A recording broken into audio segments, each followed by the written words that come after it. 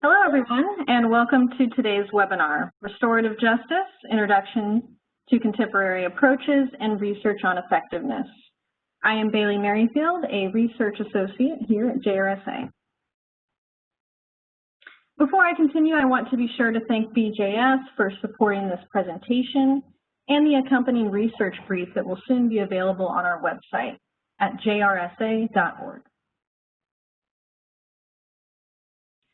This webinar focuses on the concepts, application, and effectiveness of restorative justice practices in the criminal and juvenile justice systems.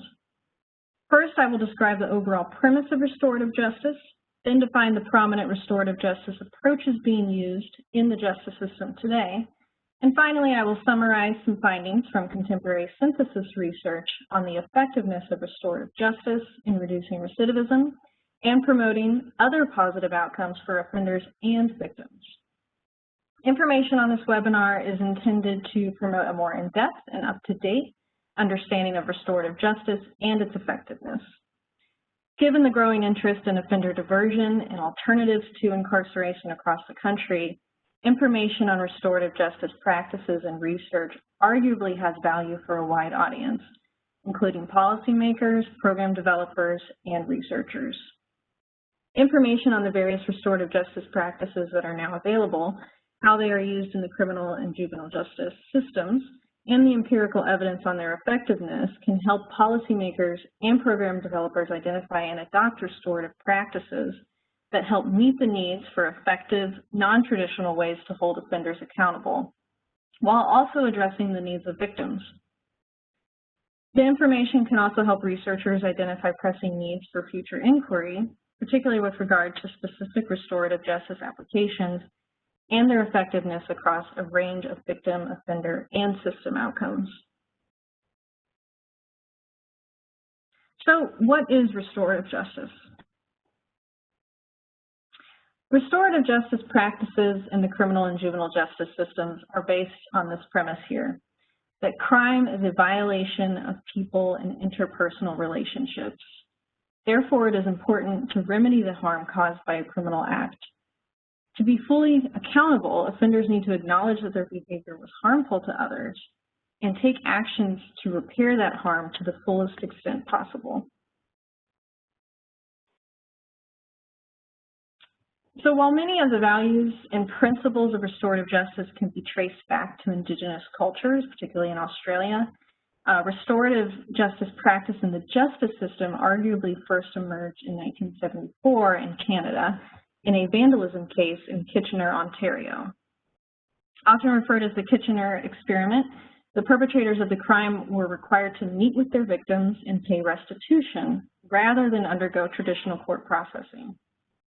By the mid-1990s, the American Bar Association had endorsed victim-offender mediation, and the National Organization for Victim Assistance, or NOVA, had published a report titled Restorative Community Justice, A Call to Action, both of which promoted the expansion of restorative justice practices and justice in other settings.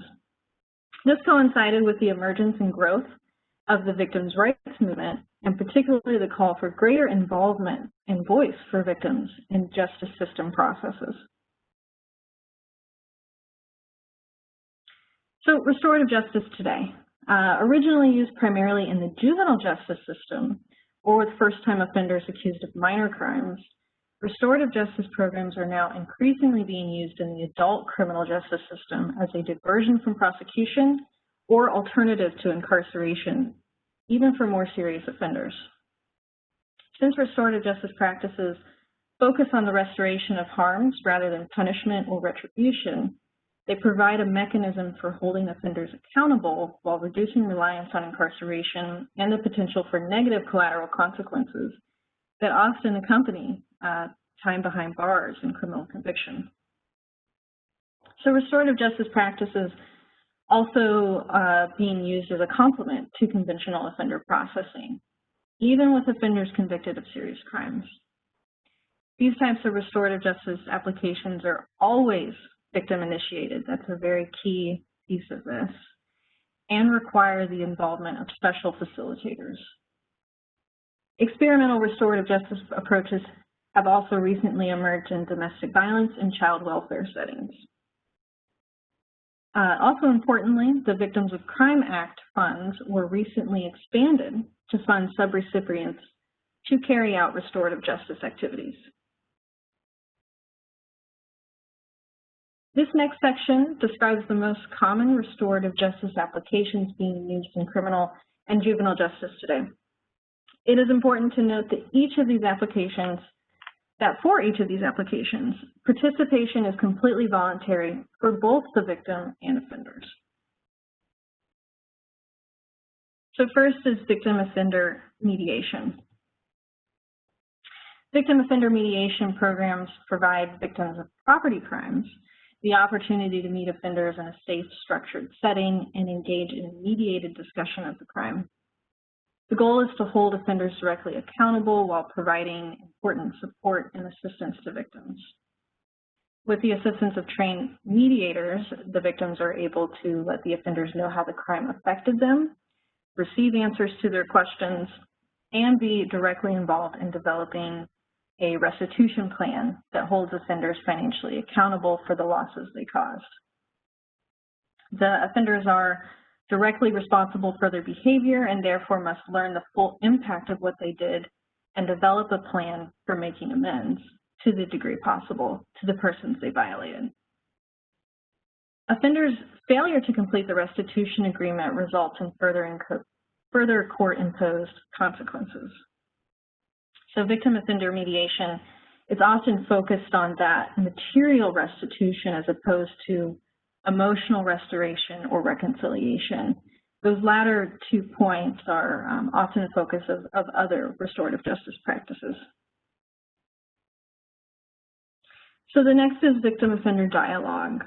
While much of the literature uses the terms victim-offender mediation and victim-offender dialogue interchangeably, they do differ in key ways.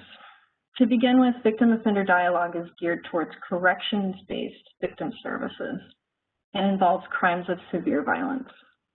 And remember, victim-offender mediation is more focused on those property crimes. So dialogue is a confidential process initiated only by crime victims, consisting of a one-time direct dialogue between the victim and the offender, overseen by experienced facilitators. Victim-offender dialogue is designed to restore a victim's sense of choice and control.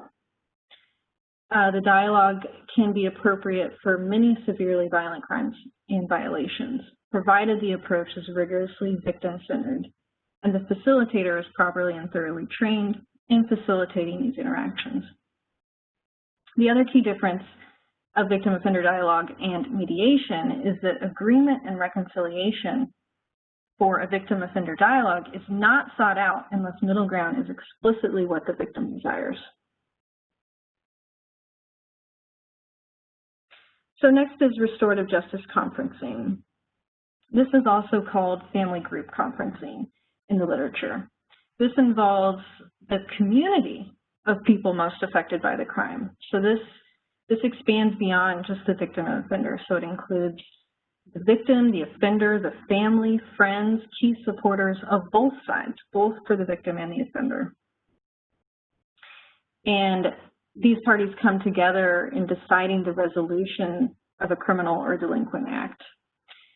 So they're brought together by a trained facilitator to discuss how they and others have been harmed by the offense and how that harm might be repaired. The conference usually begins with the offender describing the incident, followed by each participant describing the impact of the incident on his or her life. Through these narrations, the offender is faced with the human impact of his or her behavior on the victim and those close to the victim and the offender's own family and friends. So the victim has the opportunity to express feelings and ask questions about the offense. All participants may contribute to the process of developing how the offender might best repair the harm he or she has caused. The session ends with participants signing an agreement, outlining their expectations and commitments.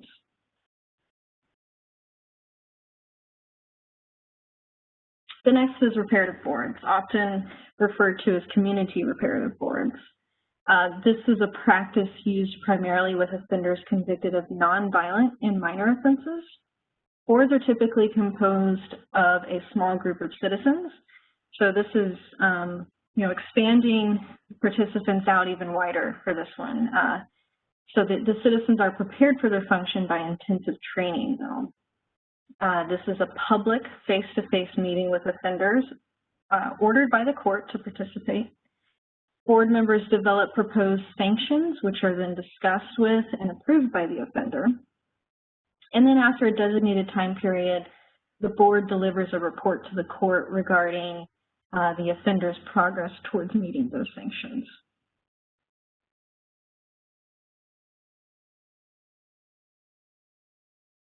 Next is victim impact panels. Victim impact panels provide a forum for crime victims to tell a group of offenders about the impact of the crime to their lives and on the lives of their families, friends, and neighbors. Panels typically involve 3 or 4 victim speakers, each of whom spend about 15 minutes telling their story in a non-judgmental, non-blaming manner. Importantly, the offenders of the victim presenters are not present. While some time is usually dedicated to questions and answers, the purpose of these panels is for the victim to speak rather than for the victims and offenders to engage in any kind of dialogue. So the strategy was originally initiated in drunk driving cases and has now been expanded to property crimes, physical assault, domestic violence, child abuse, elder abuse, and homicide. Attendance by the offenders at the victim impact panel is often court-ordered in juvenile and criminal cases, either at diversion or accompanying a probation sentence. Panels have also been used in prison and jail settings with parolees and in treatment programs, defensive driving schools, and youth education programs. Victim service organizations either implement the program for the court or work very closely in collaboration with justice personnel to conduct these panels. Whatever the structure, victim service agencies are usually best prepared to perform the critically important role of screening victims to ensure they are sufficiently healed from their victimization experience and will not be re-traumatized by participating in the panel. So next is peacemaking circles. Peacemaking circles have a wide array of uses, both in and out of criminal and juvenile justice systems. They can be used as a practice in schools and communities for building relationships and changing community cultures, as well as community-directed process, conducted in partnership with the justice system to develop consensus on an appropriate plan that addresses the concerns of all those affected by a crime. Circles use traditional circle ritual and structure to involve the victim, victim supporters, the offender, offender supporters, justice personnel, police, and really all interested community members. So within the circle, people can speak from the heart and share in the shared search for understanding of the event, and together identify steps necessary to assist in healing all affected parties and prevent future crimes. Circles are used for adult and juvenile offenders with a variety of offenses and have been used in both rural and urban settings.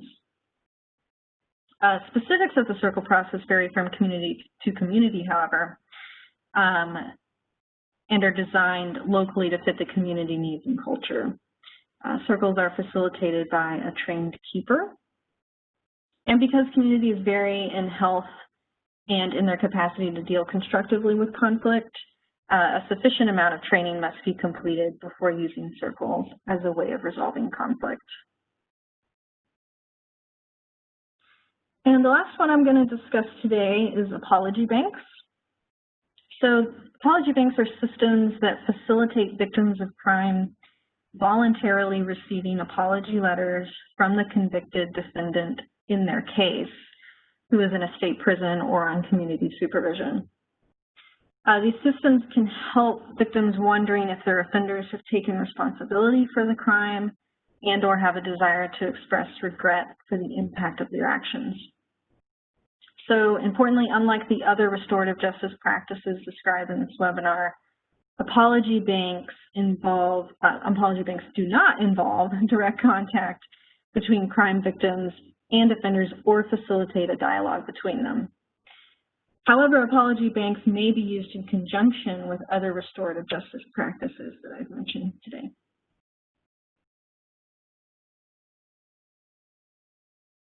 So next, we're going to dive into the research on the effectiveness of restorative justice.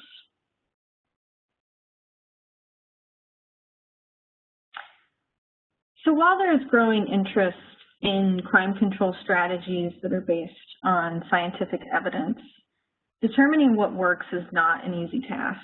It is not uncommon for studies of the same phenomena to produce ambiguous or even conflicting results. And there are many examples of empirical evidence misleading crime control policy and practice because of shortcomings in the quality of the research were overlooked and inaccurate conclusions about the intervention's effectiveness were made. We're going to focus on synthesis research today. So synthesis research attempts to examine all or many relevant single studies on a particular topic to arrive at an overall conclusion about effectiveness. No single study can find definitive evidence that something works. Effectiveness, particularly for a practice with a lot of program variation like restorative justice, can best be established through synthesis research because programs vary substantially from one implementation to another. Contemporary synthesis research is typically carried out by using an objective and quantitative process called a systematic review, which adheres to a pre-established protocol to locate, appraise, and synthesize findings from numerous single studies. So systematic reviews are increasingly incorporating a statistical procedure called meta-analysis to synthesize findings from multiple studies. Meta-analysis enhances the quantitative nature of the review and helps to reduce bias and the potential for erroneous conclusions. Meta-analysis combines the results of many evaluations into one large study with many subjects, so it increases the sample size. Additionally, meta-analysis focuses on the magnitude of effects found across studies rather than their statistical significance. So effect size statistics provide the researcher with a more representative estimate of the intervention's effectiveness than estimates derived from any single study. So this effect size statistic and synthesis research that provides you with the direction and magnitude of the relationship between the program and dependent variables. So, for example, an effect size may indicate that programming reduced recidivism by 10%.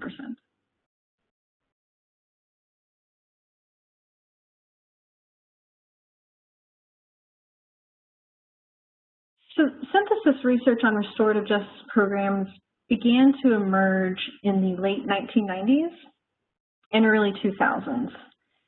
This research has focused on two primary sets of outcomes: recidivism for offenders and outcomes for victims such as satisfaction and restoration. The accompanying research brief will detail each of these earlier studies and their findings.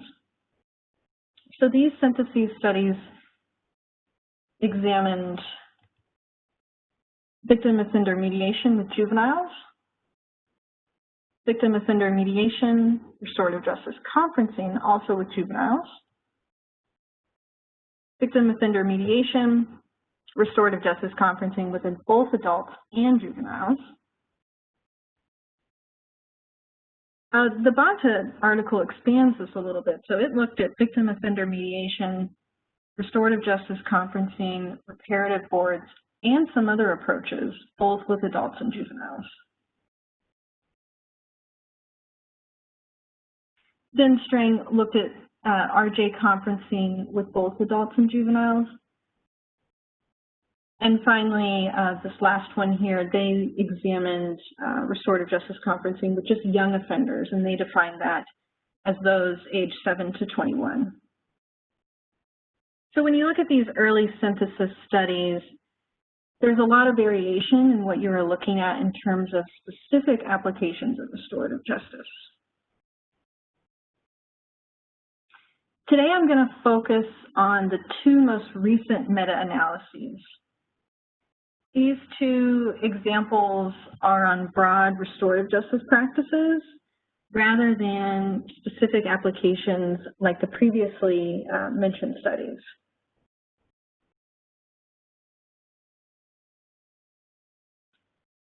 So this first study we're going to discuss is Wong and colleagues, and this was published in 2016. So the analysis examined recidivism outcomes drawn from 21 independent evaluations of restorative justice diversion programs, producing an overall sample of a little over 5,200 treatment group participants and a little over 13,000 comparison group youth. So these youth were all predominantly 12 to 18 years old. Importantly, all of these studies included in the synthesis research were randomized control trials or quasi-experiments. So this study is a little different than the other synthesis studies we talked about because this was more about looking at comprehensive quantitative synthesis of restorative justice diversion programs for youth and considering the strategies that are most effective in reducing recidivism and identify which variables play a role in moderating outcome effects. In other words, variables that affect the direction and or strength of the relationship between dependent and independent variables. So rather than focusing in on just victim offender mediation or just restorative justice conferencing, this synthesis more so looked at restorative justice as a whole practice. So what diversion programs that have sort of the essence of restorative justice, those were all included in this synthesis here. So overall, Wong and her colleagues found a statistically significant overall log odds ratio of 0.248. So this is an equivalent to an odds ratio of 1.28. So to put that into English, restorative justice diversion programs produce a statistically significant reduction in recidivism. And importantly, the researchers found substantial heterogeneity in the outcomes of the program studied. So these were very diverse programs in terms of their implementation and therefore also the outcomes of interest for them. So the type of research design employed as well as the study's sample size and racial ethnic composition were found to mediate recidivism reduction effects or lessen. So based on their findings, the researchers concluded that restorative approaches are a promising way to combat recidivism among youth and should continue to be implemented and evaluated. However, those moderator effects complicate any straightforward conclusion of the results. So this indicates that there's a strong need for more peer-reviewed studies using rigorous research designs that document important program and study components that may play a meaningful role. So, such as parent involvement, length of follow-up, as well as programs that target youth of diverse racial, ethnic backgrounds. So another interesting thing in this study was the study design. So the more rigorous the design, so the randomized control trials, they had less of an effect on recidivism than the less rigorous quasi-experiment studies did.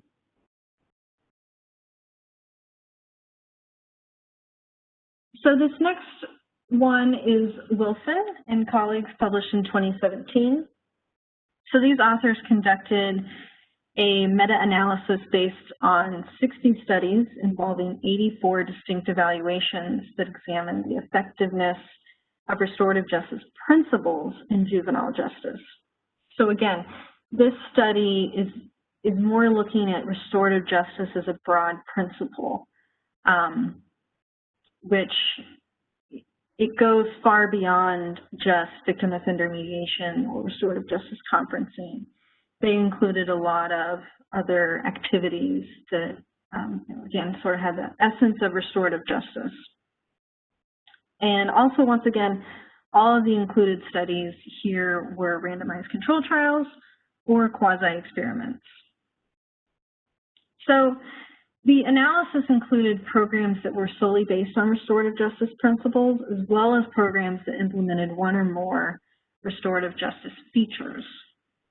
So overall, the programs in the analysis were very diverse, with the majority involving some form of meeting between the youth who committed the delinquent act and a victim or other community representative.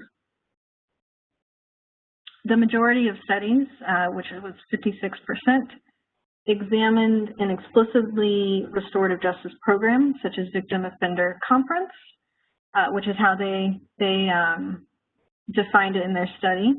And the remaining programs are not explicitly identified as restorative justice programs, but are consistent in some way with a restorative justice principle.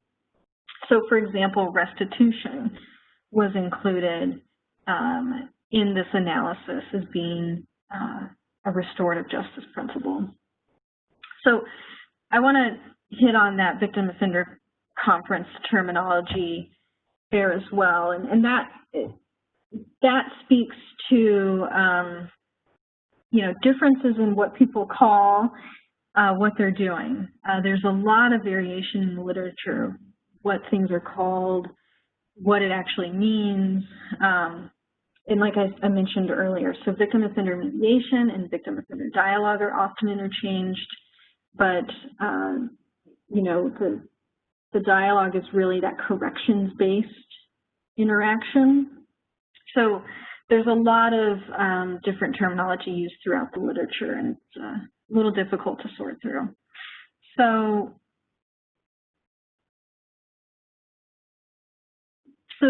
56% involved that explicitly restorative justice program, and then 20% of the studies fell into this other or multiple programs category. So the meta-analysis examined an array of outcomes for offender and victim program participants, including measures of criminal behavior as well as non-criminal outcomes, such as participant and victim satisfaction and perceptions of fairness. So this study found a statistically significant overall mean effect size of 0.23, suggesting that youth who participated in restorative justice programs had lower rates of recidivism compared to youths who went through the traditional justice court process. So in other words, restorative justice principles led to a moderate but statistically significant reduction in recidivism. As mentioned, the largest category of programs in this meta-analysis included some form of restorative justice conferencing, including victim offender conferencing and family group conferencing. Both program types were found to have a positive effect on delinquency. Cautioning and diversion programs had the largest reduction in delinquency. So both cautioning and diversion are diversionary in nature. Cautioning programs typically involve a formal caution of a juvenile by the police, with the youth then being diverted from the formal juvenile justice system. So again, cautioning is included in this study because it has the essence of restorative justice. Victims participating in the restorative justice programs analyzed were found to experience a number of benefits, such as a greater willingness to provide forgiveness to the juvenile offender, and importantly, victim participants felt more satisfied, and it felt like it was a more just process going through the restorative justice program as opposed to a more traditional approach to juvenile justice.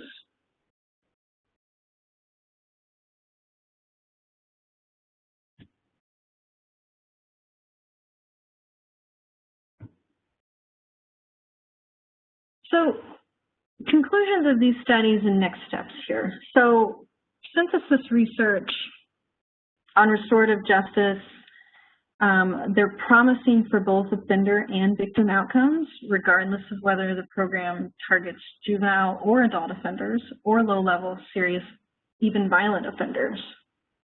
However, these findings may be attenuated by programmatic and methodological factors, such as program type and setting, and the scientific rigor of the evaluations included in the synthesis research. Findings from the recent meta-analyses that we just went through, so Wong and Wilson, are particularly compelling as they have led the U.S. Department of Justice, National Institute of Justice, and the Office of Juvenile Justice and Delinquency Prevention to identify restorative justice programs for juveniles as a promising practice in their respective registries of evidence-based programs. So for NIJ, that's crimesolutions.gov, and OJJDP is Model Programs Guide.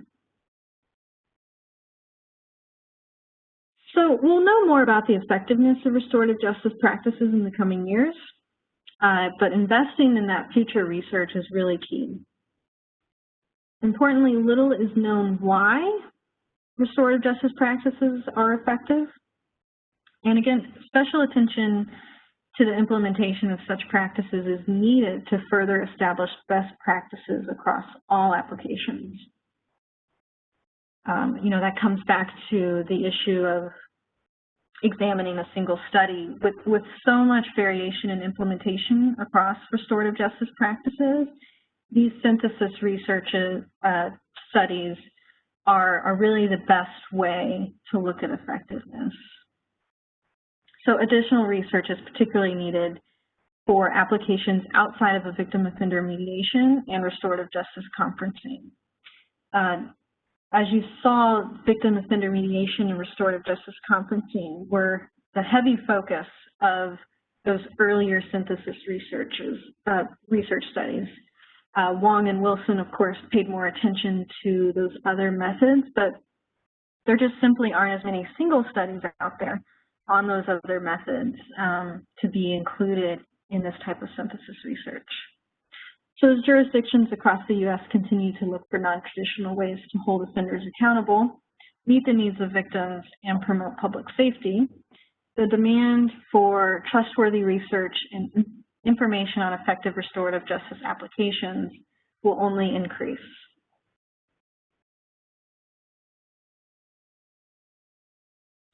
So we have plenty of time for questions here. I'm happy to take any questions. Also, please let me know in the chat box if you're aware of any current evaluations of restorative justice programs that are underway. I know many of you indicated you're aware of that type of programming happening in your state. So I'm curious if any of those are being evaluated or if there's any plans for evaluation there. And then I'll have Susan help me with questions too. Sure, and we'll start with the easiest one. We had a question, will the slideshow or a PDF be available after the presentation? And yes, it will. When we send out the link to the recording, we will include a copy of the slides. We had another easy question. Someone wanted to know whether there will be a bibliography of the studies that you cite provided, Bailey. Yes, we will absolutely provide a bibliography of those studies. And also I'll mention again that we're working on a research brief that accompanies this webinar, and that will be sent to all that are registered as well. Great, thank you. We had a question, what types of juvenile crimes were involved in these different studies? Is that something you can provide an easy answer to?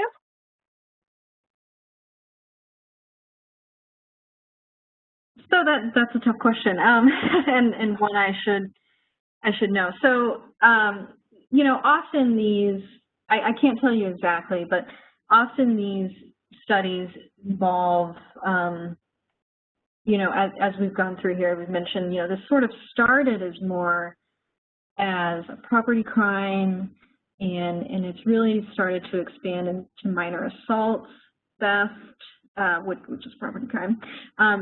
So these studies would include, you know, the full range of criminal acts. So it's not just minor crimes. It includes those other more serious crimes, and restorative justice is really being expanded to that, to things like assault, robbery. So many of these studies include crimes like those as well.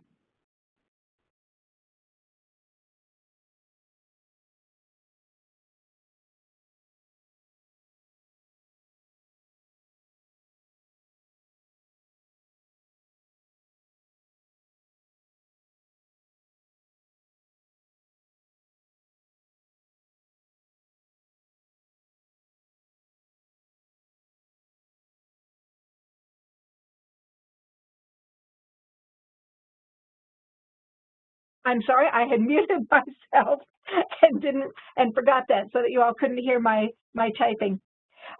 So Bailey, one more time. Have you come across an evaluation or scoring assessment tool to measure empathy, or something that can be used before, during, and after the restorative justice process? I know that you were concentrating on looking at systematic reviews. Are you aware of anything like that is out there? So I'm not sure if I've seen like a validated instrument. You know, many of the single studies, they use interviews with the victims and offenders after the process, and they may use a survey tool. I think the most common method I've seen is sort of that interview interaction to get the feedback on the process, particularly from the victims involved. I think, you know, the more systematic they can make the implementation of these programs, the better. So if there are validated tools, or you know, validated is kind of a scary word, but you know, instruments out there measuring things like empathy and measuring that change in knowledge, attitudes, and beliefs of the offender, or even for the victim, you know, I think that's only going to strengthen the program and the research out there. But just off the top of my head, I've mostly seen, you know, sort of that interview feedback after the process. Great. We had a question, would it be right to assume that most of the evidence-based research is predominantly observed as mediation between victims and offenders who are between 12 and 18 years old?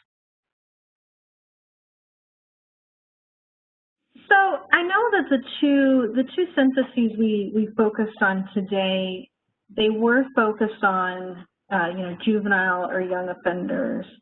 However, those earlier synthesis, several of them included adults as well. And, you know, particularly Banta, that also included the reparative boards and some other practices beyond mediation and conferencing. They included adults in their meta-analysis. Strang, that's the Campbell Collaboration's systematic review, they included adults as well. So certainly, you know, there's more research out there on these practices with juveniles, but it's definitely expanding into adults, and the evidence for adults is growing. All right, here's another question that you may understand more than I do. Someone is asking, have you examined, or are you aware of an examination of the impact of intent to treat experimental studies on lowering effect size because they combine together different levels of dose of the intervention?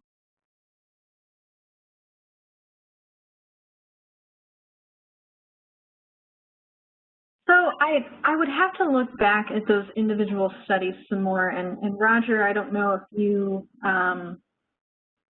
came across this as you were doing your work on this as well. So I can't necessarily weigh on that right at this moment. Roger, do you have anything?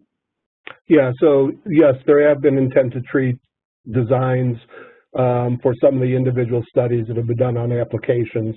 That's not been I'm going to say, prevalent approach in a lot of these individual study evaluations of applications. And I'm just going to get a little bit off track here and just saying from a subjective, point of view of myself, the intent to treat kind of design or approach is really much more rigorous and ought to be used as opposed to, not doing something that's going to or kind of basing things on studies that are going to have attrition rates that are higher and so forth. One of the meta-analyses actually that was done that included 4 studies, which is a small number of studies, were all randomized controlled trials, and one of the cautions or limitations that the individual authors had acknowledged, even though they were randomized controlled trials, is that evidence was not very trustworthy, because in each one of the evaluations of those 4, even though they're randomized controlled trials, there were very high attrition rates that were involved, and their understanding of what was behind those attrition rates was not very solid. And so that particular meta-analysis was really, when it was published by the authors, there was a great acknowledgement that needed to be taken into account as being something that you really couldn't hang your hat on in terms of its trustworthiness. And I didn't mean to kind of go off on a tangent here, but it gets back to, one of the issues with any study and with randomized controlled trials too, about things like attrition rates and contamination across groups.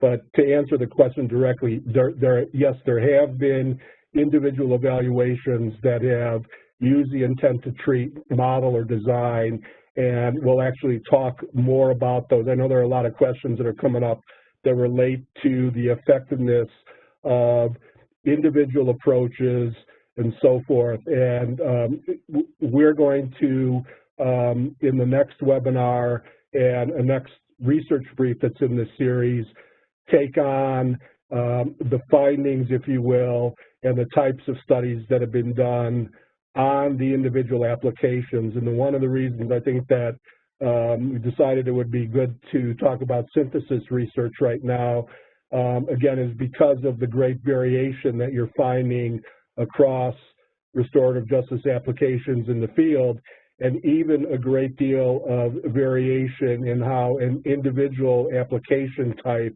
is being implemented in the field. And if you kind of just think that through a little bit in terms of what the individual study research findings are, there's an awful lot of variation in terms of the quantity of research that's been done on a particular application and the quality of that research. And so a good place to start, in my opinion, I think in our opinion, why we focus on synthesis research, is what's kind of going on in terms of what research is telling us about practices that are restorative in nature in general, or what can we say in terms of sort of a bottom line when some of this research looks at a broad array of applications. And part of the problem in terms of being able to come up with very trustworthy, conclusive evidence that this works all the time is the, I'm going to say, limitations around the quality of research that has been done. And that's why I think when we look at where things like crimesolutions.gov or the OJJDP Model Programs Guide, they've and their experts have acknowledged that based on the research, we can go as far as saying that, we do see promising results in terms of recidivism results, and maybe even more conclusive evidence in terms of the positive impacts on victims. But due to the inconsistency in quality of research and so forth, it's very difficult to make very trustworthy, hard conclusions that this is working in every case.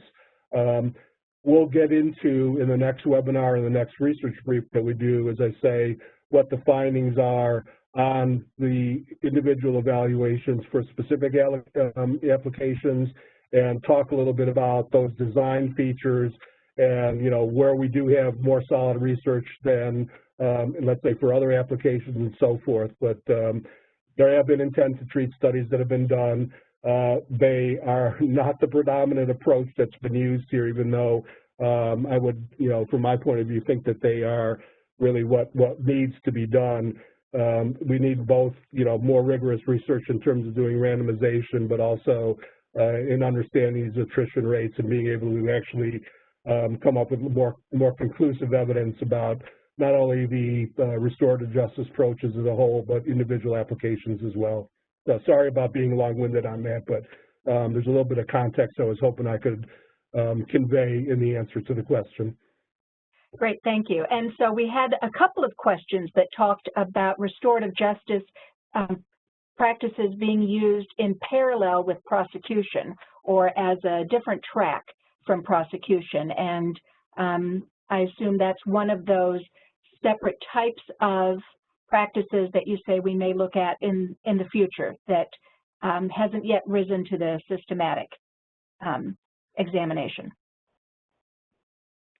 Yeah, one other comment I'll make, I just was watching the chat box and a comment came in from George Shaler in Maine, which is, I think, really an important thing to remember as well, is that the implementation or how individual applications actually are carried out in the field is another variable that is important to consider here.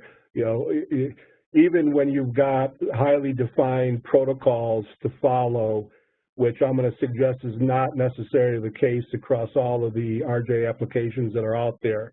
Even when you have a very distinct protocol to follow in each and every case, implementation is a challenge to be able to pull off correctly, and with a great deal of integrity.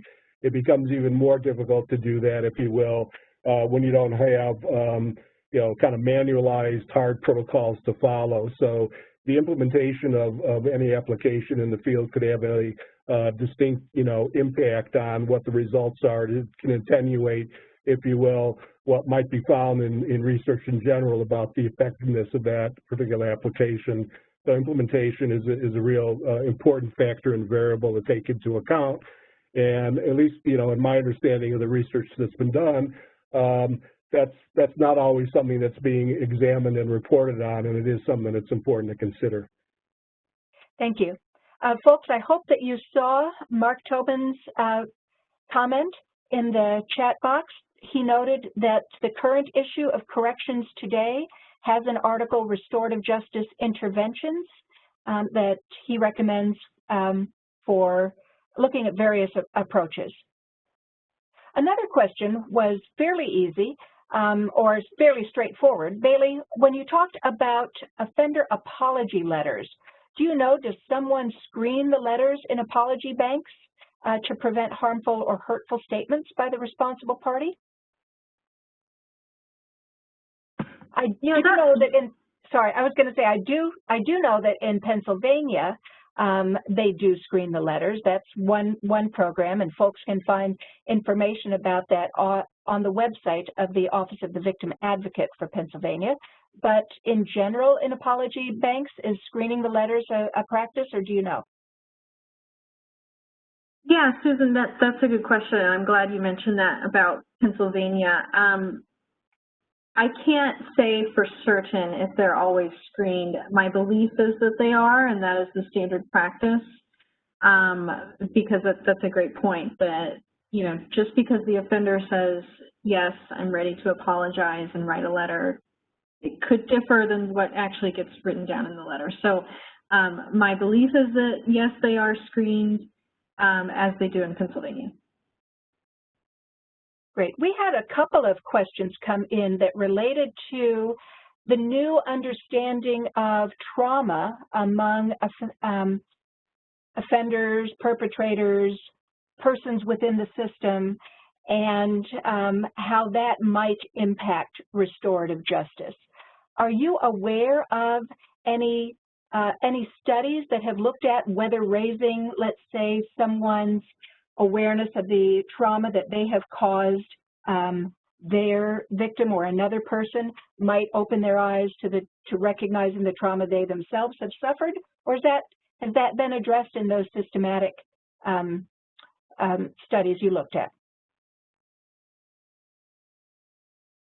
Yeah, that's very interesting. So the systematic, synthesis research, in terms of the offender side, the outcomes that we're focused on there are very much the recidivism, and then in the shorter term, looking at compliance with restitution, and then also just general offender satisfaction with the process. Some of the studies did dive more into the victim side and looking at outcomes for them. I'm trying to find it now. So there was one meta-analysis where they found positive effects for the victim in terms of satisfaction with the process and feeling that it was just. However, and let me give you the site on this as well as I'm looking at it. So this was the Wilson one.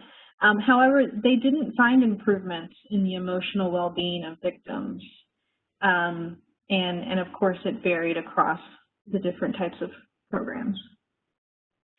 We had a related question. Someone wanted to know whether they have looked at the outcomes for the perpetrator or offender beyond recidivism. And again, that might get into the recognizing trauma.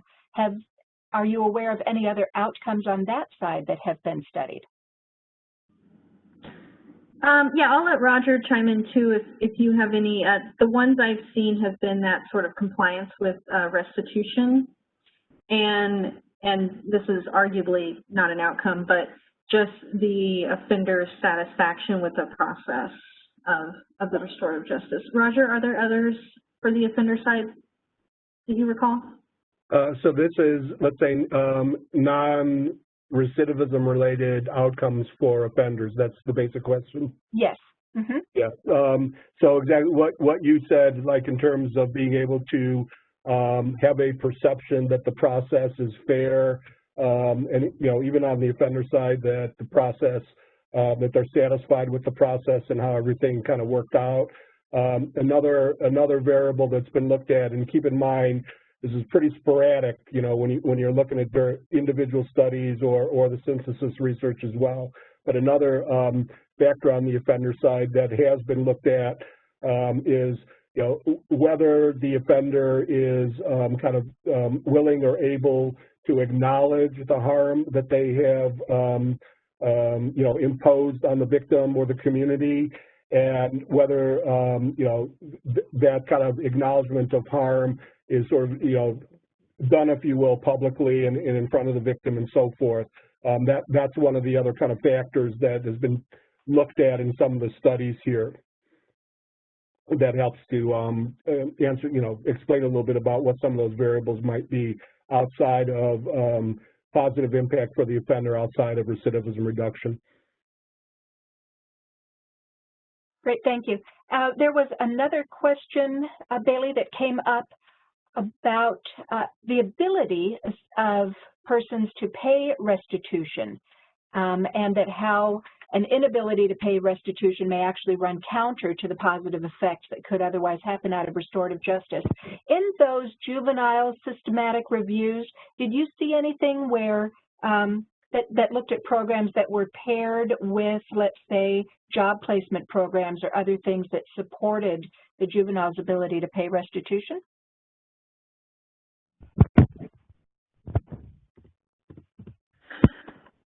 So, yeah, I did not, and Roger, I'll let you chime in if you're aware. I think that's another challenge of, the research here, that the workings of the programs, the finite details are not always known. So I did not come across that sort of paired programming.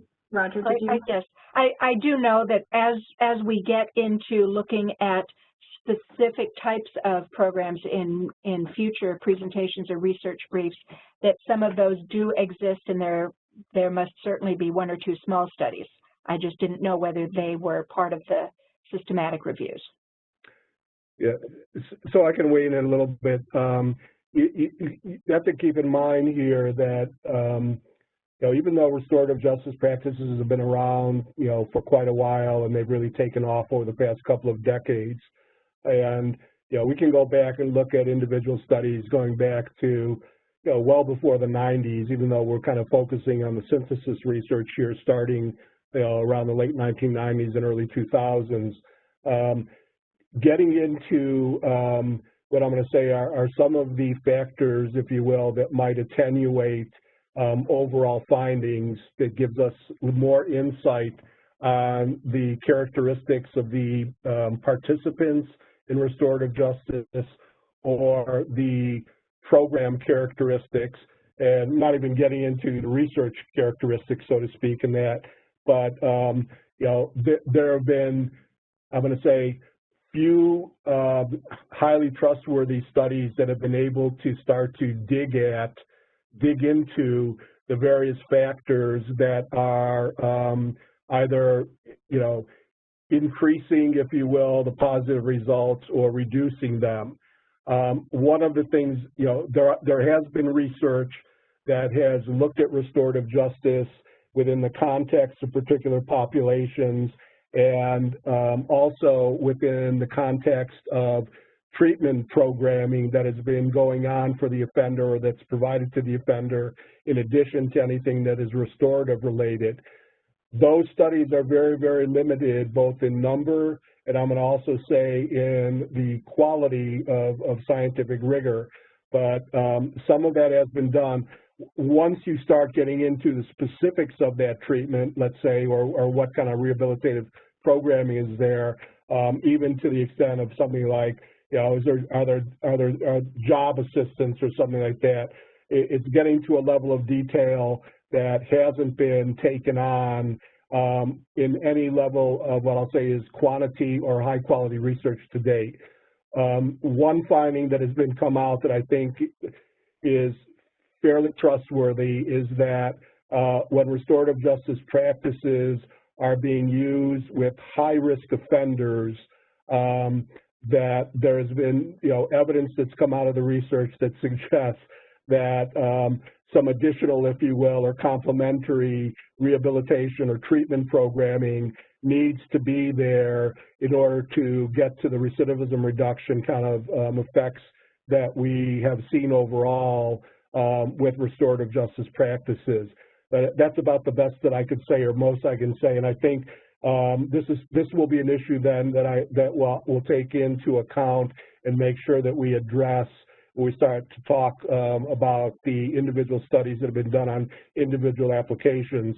Bottom line, there's very little research that's been done into this area, but one of the findings that's emerged relates to high-risk offenders and the need to have that additional kind of component about some kind of programming that is geared towards rehabilitation that's accompanying the restorative justice practices to be able to achieve the recidivism reduction you're hoping to, or that have been found overall with restorative justice in general.